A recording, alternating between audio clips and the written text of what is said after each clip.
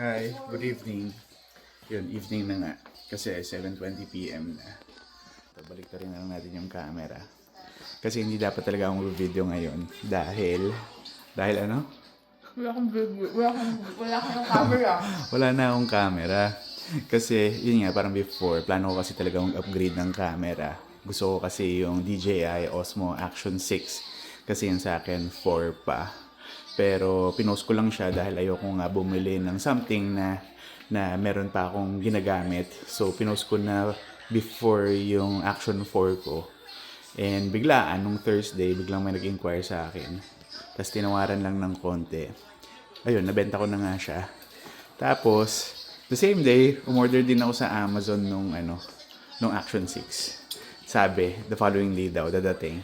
But unfortunately, ano sabi sa'yo? Mali kasi tayo. Dahil dapat pala pag sa Amazon magcha-check out ka, per item mo nilalagay yung delivery options. Ganun ba yun?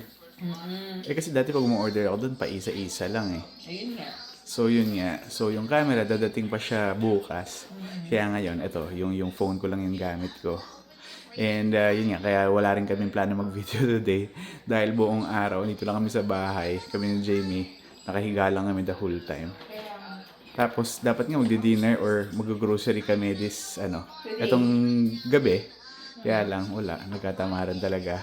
Kaya ito pati dinner namin. Ayan, umorder na lang kami ng pizza. Buti na lang sa suggestion ni Sarah, Oh, tinuruan niya akong mag-DoorDash. At nakakuha pa tayo ng 40% off. Kasi si Sarah, meron na siyang DoorDash before. And then, sabi nga niya kay Jamie na mag-register ka na lang. Kasi kapag newly registered ka, meron kang 40% off sa May mga... may mga percentage off, may mga coupons ata or vouchers. Yan. So yan, ito nabili namin ngayon, Pizza Nova. Yan to, 40% off, no? Yes, naka 40% off siya. Kaya bilisan mo Kaya kung nga gusto mong kumain at Nag-video pa ako eh. Nag-video lang ako. Pagkatapos mag-video, wala Wala na eh. More than half na yung nakain na itong dalawang maliit. So bukas, mukhang ganun uli. Mukhang cellphone lang uli yung gagamitin ko. Kasi although sabi nga, Sunday daw dadating yung camera. Pero hindi ko naman alam kung morning or afternoon. Afternoon yun eh. So usually naman afternoon nagdi-deliver. So wala lang, medyo mahirap lang kasi kapag phone. Siguro nasanay lang din na yung yung action camera yung ginagamit ko. And then si Sarah, wala nga today. Kasi nagpaalam siya kanina na maglalaro nga raw siya ng volleyball. Pero kahapon, yun, kinausap niya kami. Kasi in 1 week's time, may pasok na si Sarah. And yun nga, yung challenge niya ngayon is yung makahanap ng trabaho. Kasi pati siya, na-experience niya, parang more than 300 applications na raw yung sinasubmit niya via Indeed, via yung mga company website. Monster pa ba ngayon? Wala pa rin daw bumabalik sa kanya. So, yun yung sinasabi ko before pa na yun, parang hindi na siguro pareho before. Kasi di ba sinasabi nila na dito sa Canada, basta hindi ka lang mapili sa trabaho, makakahanap ka agad ng trabaho. Kasi hindi na nga siya ganon dito. Marami pa rin naman akong kakilala na yun, continually na naghahanap ng trabaho, including ako. Yun, kaya napofrustrate din ako. Kaya ayun, talaga mahirap lang makahanap ng trabaho. Doon sa mga kaklase ko, may isang casualty na nga kami. Parang may isa na nga na umalis na nga dito sa Canada. Hindi ko alam kung ano yung reason nila. Hindi na nila nakikita na para pa sa kanila ang kaya. Yeah.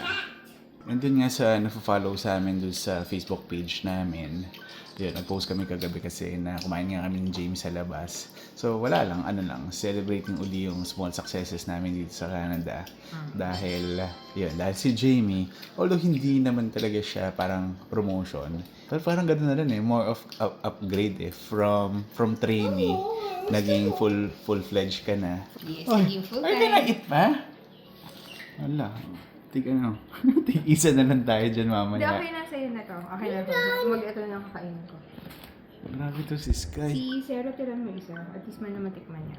Okay. Are you done yet? So, yun nga. Kaya kumain kami ni Jamie kagabi sa Takumi. Kasi matagal na nga rin ako nagkikrave dun sa Takumi. And, Kagabi nagkaroon ng reason. Kagabi nagkaroon ng reason. Dahil kinausap ako ng manager ko. Dahil di ba naipasa ko na rin yung exam Yung ko exam and mo. all. Yeah. So parang kinausap niya ako na very happy sila sa ano ko naman, sa naging performance ko. So ayun, ginawa na nila akong Full-fledged full-time na. doon. So hindi na ako training ngayon. Yay! For me, it's a lateral movement pero at least now full-fledged na. So Oo. full-time na. Ito, kain lang ako. Baka maubusan na ako na ito mga bata. Alam mo, sa totoo lang, Mm. sila lang Kaya nga eh. mali pa yung order nating size. Akala ko naman hindi sila ganyan kalakas kumain. Akala ko, isa o dalawa lang kakainin nila. Di ba oh? Is it good ba? Yeah? Just take a bite. Ako nga toppings na lang kinakain ko. Kasi ayaw nila. Ang mga tinanggal na yun na ano. Ha? Tignan mo. Okay, that's bacon. It's bacon. Ito, pakita ko lang. Actually, napakita ko na ito sa live na sa video ngayon pa lang. Yan, so ito yung pinick up namin ni Jamie nung isang araw, nung Monday, na nag-rent kami ng U-Haul. Yun, bigay ni Sir. So again, Sir, salamat po. So ngayon, ayan, ito, nilagay ko na sa marketplace kanina dahil yun, hindi naman namin kailangan ng maraming sofa. Ayan, 8 p.m. na. So, papahinga na rin kami in a while. Ito, sawa ko. Meron lang siyang gustong sabihin. Sasabihin na naman. Ano? Hindi, wala lang. Nagnilay-nilay lang ako. Nilay-nilay ang Lalim lalim. naman ang Tagalog mo. Hindi, parang na-realize ko lang, no, parang si God, ano talaga siya sa atin, sa life natin. He works in His own time. Diba? Parang so timely. Dumating itong little blessing, hindi naman natin siya ini-expect na darating. Tapos, just in time, papasok na si Sarah sa school. Sarah sa school. So, yung providence, parang, ayan, binigay niya sa atin yung surprise blessing niya.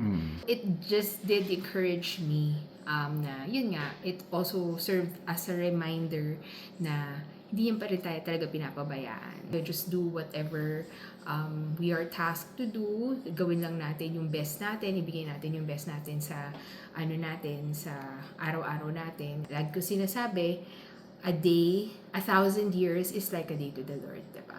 So, everything will happen according to His plan. Yeah. Yun. So bukas tignan lang uli natin kung saan tayo makakarating. Pero as of now, wala pa rin kami plano. So short video lang tayo today dahil yun nga, wala namang ganap sa buhay namin today. Kaya siguro dito ko na lang muna ulit tatapusin itong video. So again, thank you for watching and I'll see you on my next video. Bye!